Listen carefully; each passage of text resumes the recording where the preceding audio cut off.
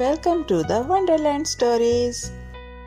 Hello प्यारे बच्चों, क्या तुम एक ऐसी कहानी के लिए तैयार हो जिसमें हंसी, बोलने वाले जानवर और अक्लमंद और मज़े की बातें हों। आज हम तुम्हें सुनाएंगे एक मज़ेदार कहानी, गधा, लड़का और सबकी बातें।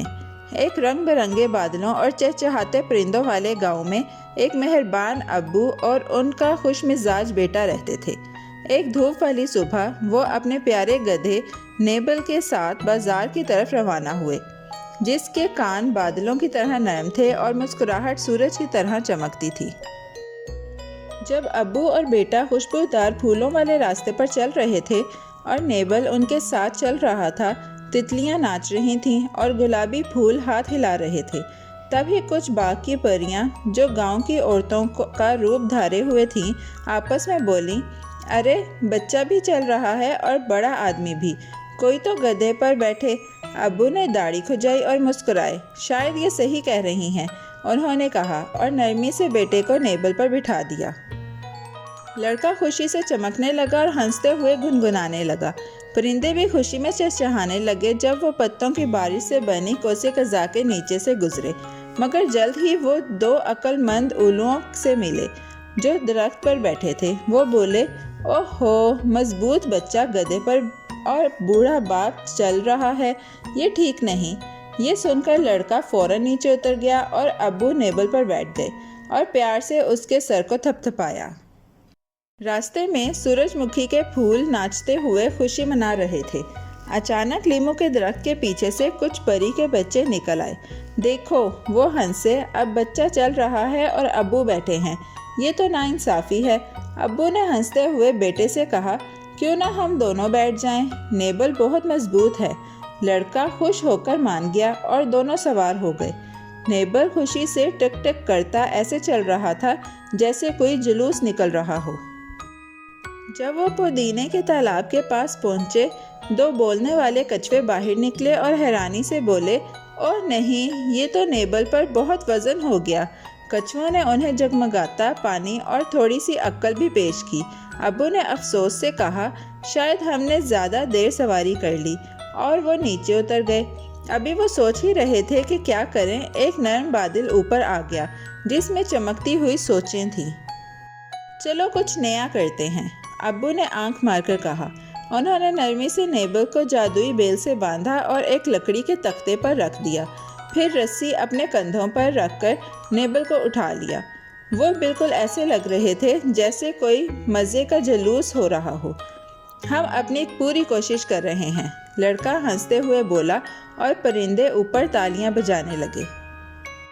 जब वो हंसी वाले पुल पर पहुंचे जो जेली की तरह हिलता था, कुछ चूहे अपने चश्मों के साथ मूंगफली की गाड़ियों से झांक रहे थे। ओह हो, अब ये गधे को उठाकर ले जा रहे हैं, ये तो सबसे अजीब बात है। एक ने हंसते हुए कहा, क्यों ना साथ में कोसे कज़ा को भी उछाल लो। अब्बू और बेटा भी हंसे। नेबल ने भी जोर से डकार मारी। इसके बड़े कान हंसी में झूलने लगे। मगर जब वो पुल के बीच में पहुंचे, एक तेज हवा आई और नेबल को छींक आ गई। अच्छू, वो जोर से बोला और हिलते हिलते रस्सी खुल गई और एक नरम छपाक के साथ नेबल मार्शमैलो वाले दरिया में जा गिरा। ओह नहीं, लड़का चीखा और किनारे के तरफ दौड़ा। लेकिन नेबल आहिस्ता आहिस्ता तैरता हुआ जा रहा था, अपने पंजों से पानी में चप्पू चला रहा था जैसे कोई माहिर मल्लाह। अरे बाबा, अब्बू ने कहा, नेबल को दूर जाता देखकर। हमने हर किसी की बात सुनने की कोशिश की और अपनी राह भूल गए। लड़के ने खामोशी से सर हिलाया, आंखों में समझदारी की चमक थी। शायद हमें सबकी बातें सुनने की ज़रूरत नहीं थी, बस दिल की सुननी चाहिए थी। वो दोनों बैठ गए और नेबल को देखने लगे, जो किनारे पर जा रहा था, जहां जुगनू रास्ता रोशन कर रहे थे। अचानक नेबल ने खुद को खुश किया और दौड़ता हुआ वापस आया। लड़के को अपनी गीली नाक से छुआ। वो वापस आ गया। लड़का खुशी से चीखा और नेबल को जोर से गले लगा लिया। शायद वो बेचा जाना नहीं चाहता था। अब्बू ने सर हिलाया। वो सिर्फ हमारा गधा नहीं, वो हमारा ख़ानदान है। तीनों ने एक दूसरे को गले लगाया, सुनहरी सूरज की रोशनी में, मोहब्बत और हंसी के जुगनुओं के दरमियान। जब वो गांव वापस जा रहे थे, सब लोग हाथ हिला रहे थे, हत्ता कि वो कछुए भी तालियां बजा रहे थे। आज क्या सीखा? एक तितली ने पूछा। लड़का घूमकर बोला, ये कि मेहरबान बनना और सुनना अच्छा है, मगर अपने दिल की सुनना और ख़ुद पर यकीन रखना सबसे अच्छा है। नेबल ने खुश होकर डिकार मारी, जैसे कह रहा हो, बिल्कुल ठीक कहा।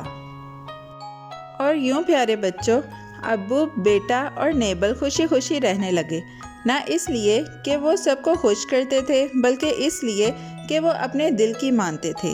याद रखो, हिम्मत वाले दिल और मेहरबान बातें दुनिया को खूबसूरत बनाते हैं, ख़ासकर जब तुम थोड़ी सी हंसी और ढेर सारा प्यार शामिल करो। प्यारे बच्चों, कैसी लगी आपको ये कहानी?